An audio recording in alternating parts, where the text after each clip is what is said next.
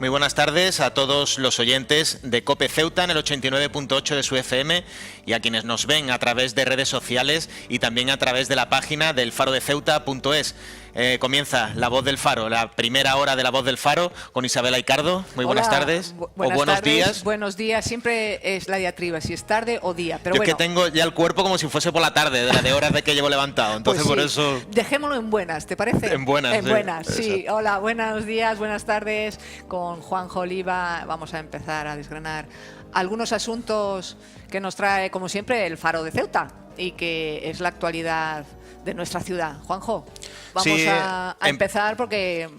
Sí, en realidad hoy un poco la ver. actualidad se centra en el pleno sobre los presupuestos que está teniendo lugar en el Palacio de la Asamblea, pero yo creo que es más urgente también porque acapara el titular de portada de la edición del Faro de hoy. Es, pues bueno, yo lo voy a llamar así, este órdago que ha lanzado el Ministerio de Defensa a la ciudad autónoma, pues sobre su capacidad de sancionarle con 1,5 millones de euros por el incendio del Monte de la Tortuga. En concreto, para que quede más claro, porque yo sé que seguro que cuando comiencen nuestros espectadores y también nuestros oyentes a seguir la información, se van a quedar como nosotros cuando hemos leído el titular esta mañana. Y es que Defensa niega a la ciudad autónoma capacidad de sancionar, o sea, de sancionar al Ministerio de Defensa por el fuego del Monte de la Tortuga, el incendio que calcinó 30 hectáreas en García Aldave en octubre. Hace 2 años. Exactamente, en octubre del 2015. Entonces, bueno, no sé, yo creo que a todo el mundo nos ha dejado de piedra el conocer que este es el recurso que han presentado los militares pues contra ese 1,5 millones de euros que le ha impuesto Medio Ambiente, la Consejería. Bueno, como recordarán los telespectadores, los oyentes de COPE, y imágenes que nos ponen nuestros compañeros de realización sobre aquel tremendo incendio que devastó estas 3 hectáreas del Monte de Ceuta. 30, perdón. o sea, fue 30. una pasada. Ya, fue una pasada, exacto, como tú dices, en palabras de Juanjo. Bueno, pues después de que al principio salieron ya a Defensa diciendo que efectivamente había sido culpa de ellos porque estaban haciendo unas maniobras, de ahí todo sí, y ahora todo no, y que encima somos nosotros la ciudad que no tiene competencia para nada. Esto, como tú dices, es un titular muy, muy fuerte porque ahora dices sí, ahora dices no. El caso es que nos hemos quedado sin 30 hectáreas de monte. Y ha sido, y aunque ellos digan que la presunción de inocencia, ¿qué presunción de inocencia? No había lluvia, ni truenos, ni día de la mochila que estuvieran haciendo un incendio o que estuvieran haciendo una barbacoa. No, estaban ellos y eso está más que probado. Sí, de hecho, en el primer comunicado de prensa que enviaron después de lo sucedido, si no fue el primer comunicado, fue el segundo, ya se decía por parte de la Comandancia General que allí se estaba dando una práctica de tiro, un ejercicio de tiro, y bueno, pues que había sido, no decía la palabra accidente, pero bueno, que ya... Por su parte, eso fue bastante honesto, el reconocer que allí estaban actuando, porque por otra manera, a través de una investigación también hubiese trascendido. Pero bueno, que también fue un ejercicio no solamente de tiro, sino también de honestidad por parte del ejército.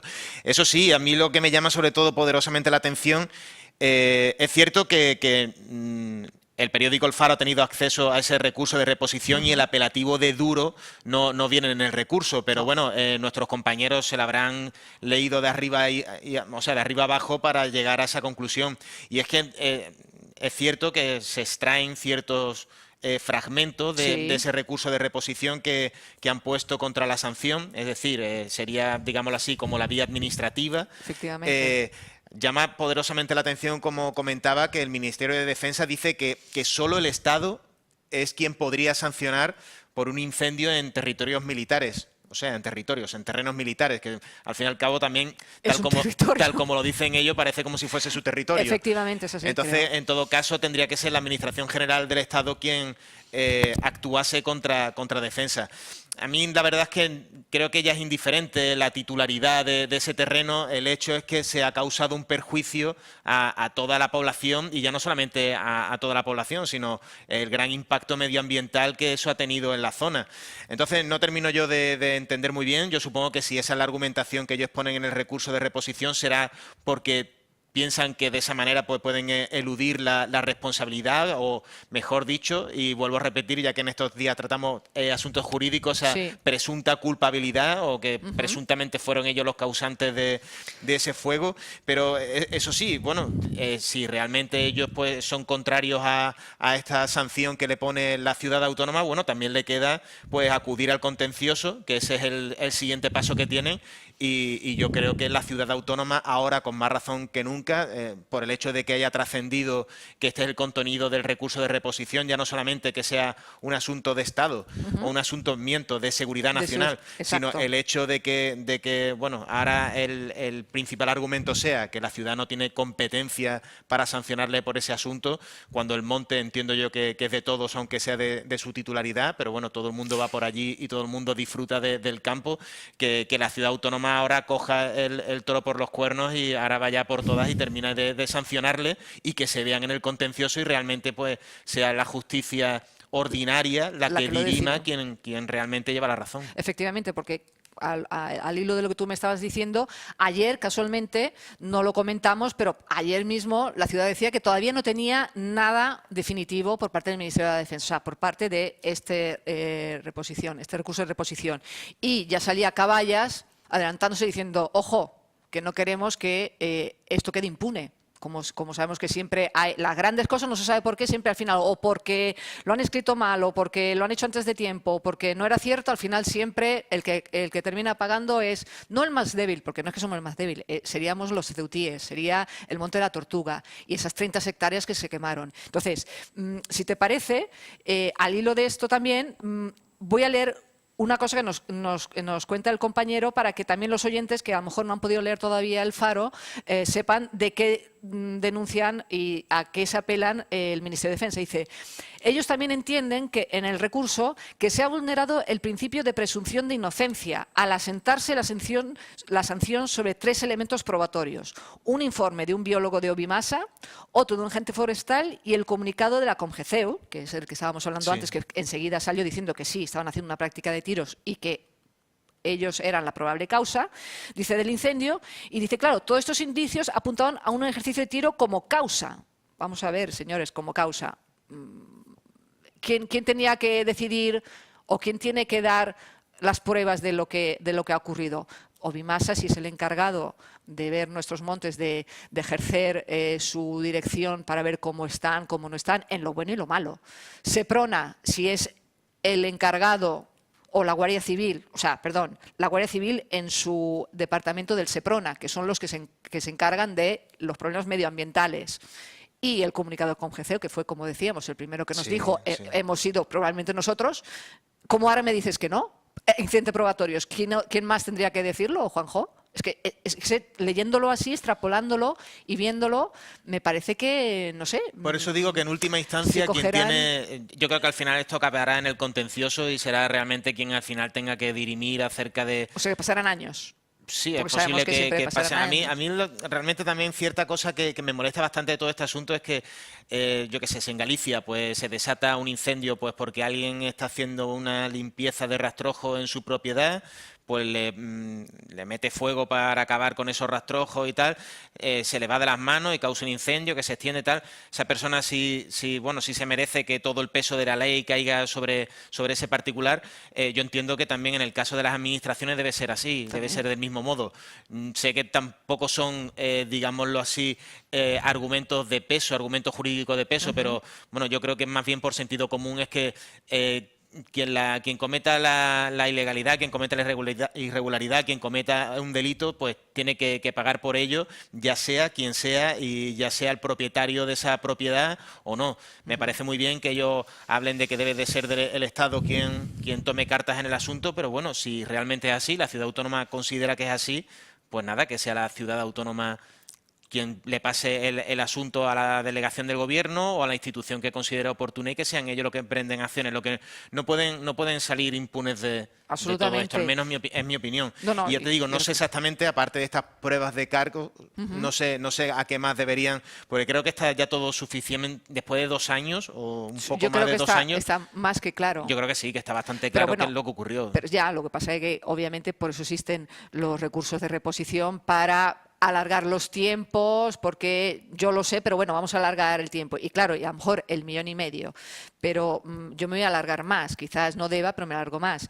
Ellos están hablando del 1,5 millones, pero ¿y por qué no abrimos una paréntesis, que a mí siempre me encanta abrir paréntesis, Juanjo, y hablar? O sea, nosotros aquí estamos pidiendo a Defensa. Nosotros, hablo por la ciudad, está pidiendo a Defensa que pague por este descuido. O sea, que no ha sido ha sido culpa de ellos, pero no lo han hecho voluntariamente. Ha pasado. Vale, perfecto, responsabilidad vuestra. Pero entonces, ¿por qué no hablamos también con Defensa del hecho de que aquí Ceuta, cada vez que queremos hacer algo con Defensa, es Defensa la que nos dice hay que hacer esto? Y me refiero a los miles de terrenos que tenemos aquí en Ceuta. Que queremos comprarlos, que queremos que nos lo cedan. No, eso no se puede ceder, eso hay que pagarlo. Entonces, para eso Defensa sí, entonces tiene como interlocutor la ciudad autónoma. Para eso sí. De hecho, pero ahora para esto no. Esto la ciudad autónoma no tiene competencia. Vamos, en el editorial de Ceuta, es muy duro, o sea, del Faro de Ceuta de hoy, comenta el caso, por ejemplo, del Brul, que bueno, que fue la compra fue a precio de oro. Entonces sí es cierto que si somos competentes a la hora de adquirir terreno y llevar ese tipo de negociaciones, aunque sean en otros foros en los que también participe el Estado, pero si somos capaces de participar en eso, porque no vamos a ser capaces de poder defender nuestros montes, de defender nuestro patrimonio, nuestro medio ambiente, aunque sea propiedad sobre papel, sobre documentos, sea propiedad de un organismo del Estado, como en este caso el Ministerio de Defensa. Pero es también patrimonio de todos los ceutíes. Sí, o sea claro. que, como ves, y como tú apuntabas a nuestra editorial, para una cosa sí somos interlocutores y para otras no. De todas maneras, lo que sí está claro es, como bien saben, este es el capítulo número 1, digamos, después del recurso de reposición, el capítulo número 1 de esta problemática, y que seguramente, Juanjo, ¿para qué lo vamos a decir? Lo repetimos siempre, lo seguiremos atentamente y veremos en final en qué queda esto, pero que yo creo que va a ir para largo, ¿no? Hemos metido, tampoco sería el verbo más correcto, pero bueno, Luis Aznar y yo hemos sido bastante críticos, por decirlo de otra manera, aquí también en la primera hora de La Voz, pues por esa demora por parte de la ciudad autónoma a la hora de, finalmente hacer efectiva esa sanción, y ahora parece que todo empieza a cobrar otro sentido. Sí es cierto que, como comentó Luis Aznar, puede haber gente dentro del gobierno de la ciudad autónoma que considere que es mejor que esto quede en un cajón y que finalmente nunca llegue a multarse al Ministerio de Defensa, pero a tenor de esto parece también que puede ser que haya otra corriente que, claro, que ven que a lo mejor incluso puede ser que esos fundamentos jurídicos a los que alude el Ministerio de Defensa sean bastante válidos, y entonces esto se vaya a alargar en el tiempo y quieran un poco estudiar cuál es la situación, cuál es toda la normativa y todas las leyes que hay al respecto antes de tomar una decisión, porque finalmente puede ser que este órdago acabe en el contencioso. Ya. Entonces, claro, yo creo que, aunque como he hecho mención a artículos de Luis Aznar y a intervenciones de Luis Aznar aquí en el periódico, en el que habla de que puede haber gente que esté interesado en parar esto dentro del gobierno, también a mí me da la impresión de que hay cierto componente de vamos a esperar un momentito, vamos a apurar los plazos y vamos a ver esto por dónde va, porque a ver si al final, como he dicho hace unos segundos, esto va a tener cierto fundamento jurídico, y al final se va a convertir en un problema más complicado del que a priori parecía. Parecía evidente que el Ministerio de Defensa era presuntamente el culpable, y va a resultar que no, que va a haber una manera de rebatirnos. Entonces, claro, como tú dices, habrá que ver los derroteros que toma, y sí, esto va a tener repercusión y va a tener próximas entregas, seguro. O sea que entonces, si te parece, Juanjo, vamos a seguir hablando de otras cosas, porque podríamos estar charlando, pero... Sí, yo creo que si hablamos ahora ya del tema del tema pleno, del día, ¿no? Que es el tema del día, que es de lo que se está hablando, y mañana seguro que acaparará también parte del periódico. Pero no de nosotros, porque mañana sábado, como sabéis, nosotros no estamos, pero sí el lunes sí hay cosas importantes de reseñar de este pleno de los presupuestos del Estado generales, lo digo bien, pero de Ceuta, general, pero que se desgrana de lo que son los presupuestos generales de España. Y nuestra parte, la autonomía, hablamos hoy de ella, y empezó Kisi Chandiramani, que es nuestra consejera de Economía y Hacienda. Exacto, se vaticinaba, no, es una realidad que esto va a ser maratoniano, vamos, son de hecho la estimación que han hecho los compañeros es de pues, aproximadamente 5 horas lo que puede durar. Normalmente, claro, son además temas un poco farragosos porque es hablar de economía, es hablar de partidas, es hablar de dinero y aunque siempre dejan titulares que, oye, pues nos dan también juego a los periodistas, no deja de ser un tema un poco denso. Pero sí, la comparecencia inicial con la que se daba el pistoletazo de salida a este pleno extraordinario por los presupuestos, el que corre a cargo de la consejera de Economía, en este caso, pues Kisi Chandiramani. Hay que recordar que ya el 17 de octubre, si no recuerdo mal, fue el 17 de octubre, fue cuando se aprobó en el Consejo de Gobierno esos presupuestos, ese proyecto de presupuestos y bueno, en aquel momento el titular que más sonó fue, y hoy lo ha repetido con distintas palabras y con distintos argumentos, pero lo ha venido a repetir, que son unos presupuestos sociales, equilibrados, prácticos y prudentes. Luis Aznar también comentaba aquí en La Voz que eso de sociales, por lo visto, se lleva usando desde hace muchísimos años. O sea, que no es que vayan a ser más sociales que los anteriores, sino que va a ser la misma tónica, pero bueno, siempre viene bien como titular, también nos funciona. El social queda bien. Sí, nos funciona a nosotros también los periodistas bastante bien.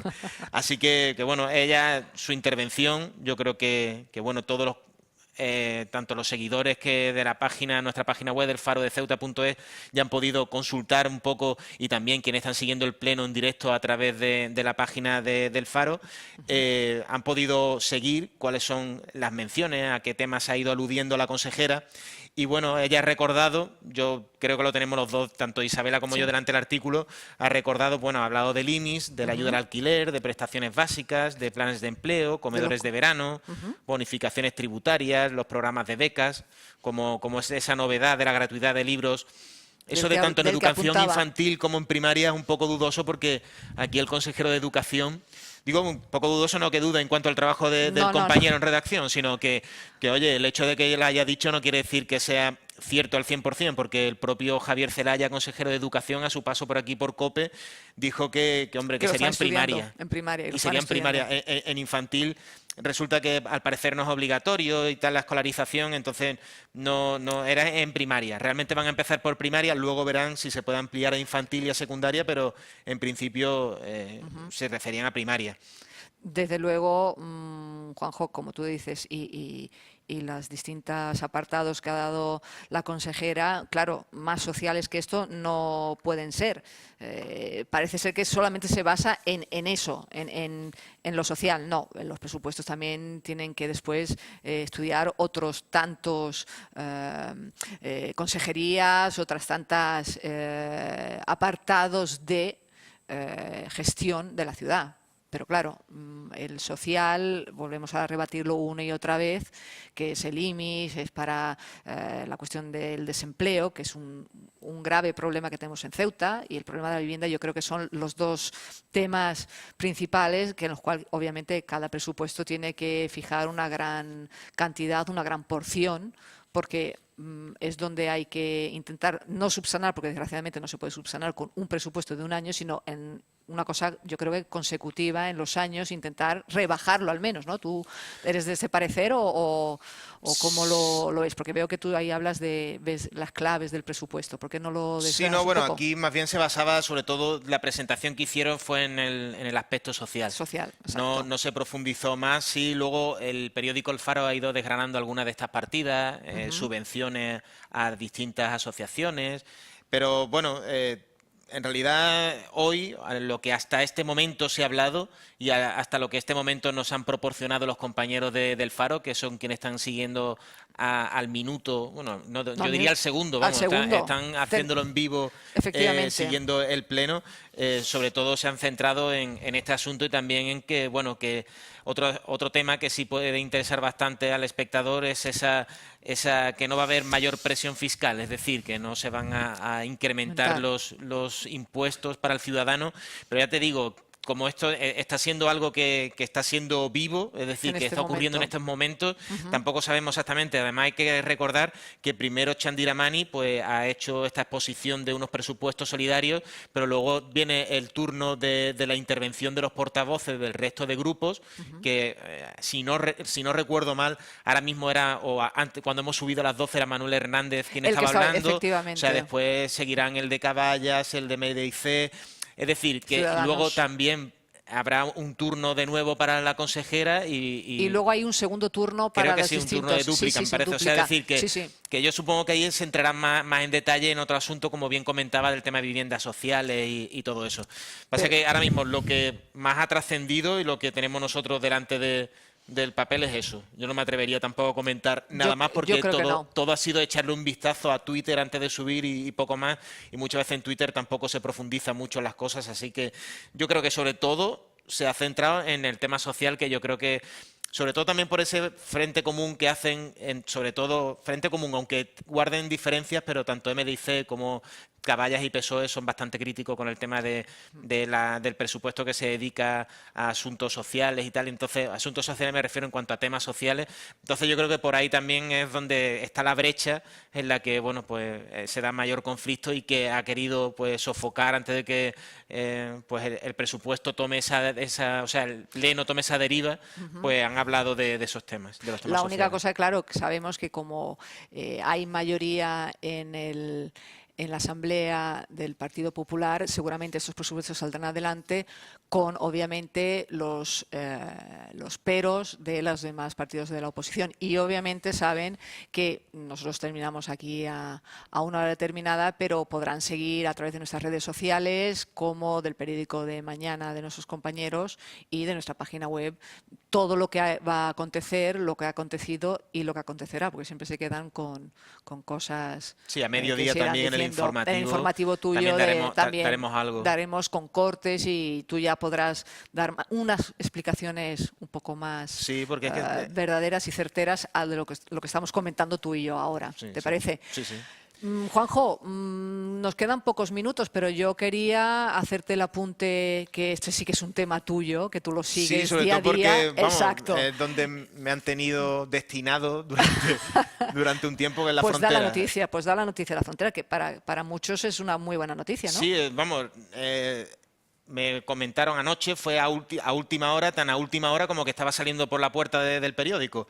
Entonces me informaron de que 3 de los 4 polígonos del Tarajal el lunes han decidido que a partir del lunes 6 de noviembre se van a empezar a abrir las puertas. Hay que recordar que como medida de presión contra el tasazo, los polígonos del Tarajal acordaron por unanimidad pues el cierre de las puertas, de modo que los porteadores no pueden entrar en los polígonos para formar las filas que salen cargando los bultos hacia el Tarajal 2, que es el paso de mercancías que termina en Marruecos.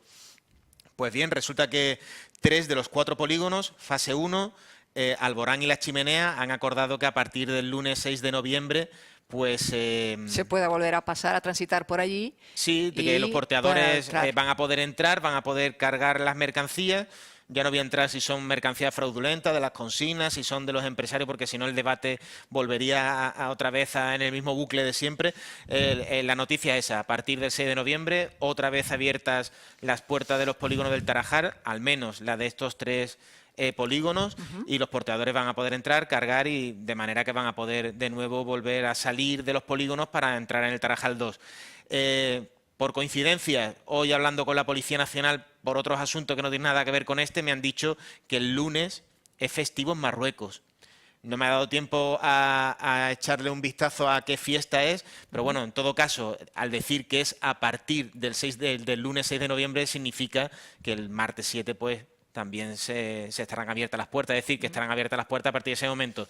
La fase 2, que es la que no suscribe este acuerdo, es la que tampoco se ha pronunciado hasta ahora ni por el momento, entonces habrá que ver qué es lo que ocurre el lunes, pues a lo mejor el lunes también decide empezar a abrir la puerta. Pero bueno, la noticia es esa, sí, que se supone que entonces ya esos colapsos que se dan al otro lado de la frontera con porteadores que se meten en... Por donde entran las personas normal a pie. Trabajadoras transfronterizas, gente que viene a trabajar, que viene aquí por hacer turismo, por diversas circunstancias, ya no se van a ver envueltas en avalancha y en colapsos a partir del lunes. Se supone, porque claro, esto de la frontera cambia de un día para otro y en principio ese es el anuncio formal por parte de 3 de los polígonos. Bueno, pues esta es una muy buena noticia para todos aquellos que, como decía Juanjo, entran a buscar día a día la mercancía para pasar a Marruecos y como esto es un tema tuyo, seguramente que a partir del lunes y el martes nos darás más. Sí, a mí no me gustaría tener que desdecirme en un rato, ¿sabes? Pero, no, esperemos que no, esperemos que no, Juanjo. Pero en realidad, sí, la noticia es esa. Y aprovechando también, bueno, pues que esta es la noticia del día y que hablamos de la frontera, recordar que a continuación tenemos La Voz del Faro 2, que es nuestra mesa de debate, que va a estar Hamadi Amar, que es el presidente de la Asociación de Usuarios de la Frontera Tarajal-Babsepta, y vamos a tener oportunidad de hablar con él sobre este asunto y bueno, también ver cuál es su opinión al respecto sobre esta medida de reabrir los polígonos, las puertas de los polígonos. Pues si te parece, dicho esto, nos quedamos todos atentos a lo que acontecerá después, que también tendremos en el debate, aparte de Hamadi, también tendremos a Basilio Fernández y a Jesús Carretero, que te acompañarán en los próximos 45 minutos, después de la pausa de publicidad que tenemos ahora. Y bueno, dicho esto, nos queda tiempo para luz y para oscuridad. Juanjo, vamos a mirar a cámara y vamos a hablar de luz y de oscuridad. Así hay que hacerlo mirando a cámara. Intentaré controlar el pinganillo que vuelva a tener vida hoy. Para mí la oscuridad, yo se la daría al Ministerio de Defensa, pero voy a intentar, por tampoco cansar sobre todo al espectador y al oyente, yo se lo daría a quienes estén ordenando el que se le moleste a los asiáticos que están concentrados en la Plaza de los Reyes y que bueno, que se baldee 2 veces durante la noche, cuando hay calles en las que no se baldea durante todo el día, a quien bueno, pues esté encendiendo las luces de algún vehículo pues para molestarles en mitad de la noche. Yo a ellos les doy la oscuridad. La oscuridad más absoluta, porque no me parece una cosa es que estén allí concentrados y bueno, exactamente, es una protesta pacífica. Y otra cosa es tener este tipo de comportamientos con ellos, porque tampoco me parece de recibo. Y en cuanto a la luz, pues la luz yo se la daría a Comisiones Obreras Justicia. ¿Por qué? Porque vuelve a denunciar, también sé que es un tema que no se ha tratado aquí, pero es un tema del día, de hecho de unos minutos antes de subir, a Comisiones Obreras Justicia porque vuelve a denunciar los incumplimientos en los plazos de entrega del Banco de España como nueva sede judicial. En alguna ocasión lo hemos comentado también aquí en La Voz del Faro. Cualquiera se puede acercar por el antiguo Banco de España, que va a ser una de las sedes judiciales. Estará el Palacio de Justicia y estará también el Banco de España, porque es imposible aglutinarlo todo en el Banco de España. Pero bueno, quien se acerque por el antiguo Banco de España, que se asome y vea cómo está todavía por dentro. O sea, eso no va a estar antes de que finalice el año ni de broma. Entonces, para ellos, o sea, para Comisiones Obreras Justicia, pues la luz, por no olvidarse de este asunto que es de vital importancia para la ciudad. Y sobre todo como también muchas veces hemos denunciado aquí a través de ellos, los estados de cómo están las distintas sedes judiciales aquí en Ceuta, que son de pena.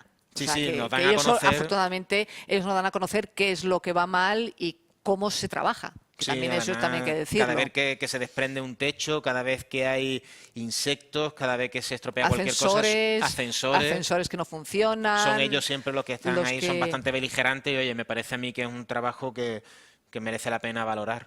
Pues Juanjo, yo también voy a unirme contigo en esas luces y en esas sombras y decirte que buen fin de semana. Que el lunes igualmente, Isabela. Nos veremos por aquí o estará como siempre contigo Luis Aznar. Sí, dependerá un poco de la actividad y de la actualidad, porque muchas veces eso, no nos podemos estar en todos los sitios a la misma vez, a omnipresencia, no la tenemos, por desgracia, exacto. que nos solucionaría muchos problemas, pero sí que, si no, yo estoy encantado de estar contigo, Isabela también. Muchísimas gracias. Y si no con los como dos, siempre, y si no con los dos, claro. Exacto. Como siempre, aquí en Faro TV, en nuestras redes sociales, en el Faro de Ceuta y en nuestra COPE Ceuta, 89.8 de su FM. Muchísimas gracias por estar siempre con nosotros, por seguirnos, y yo también encantada de estar contigo, Juanjo. Buen fin de semana. Buen fin de semana. Buen fin de semana. Nos escuchamos y nos vemos el lunes. Adiós. Gran Casino de Ceuta les ha ofrecido La Voz del Faro.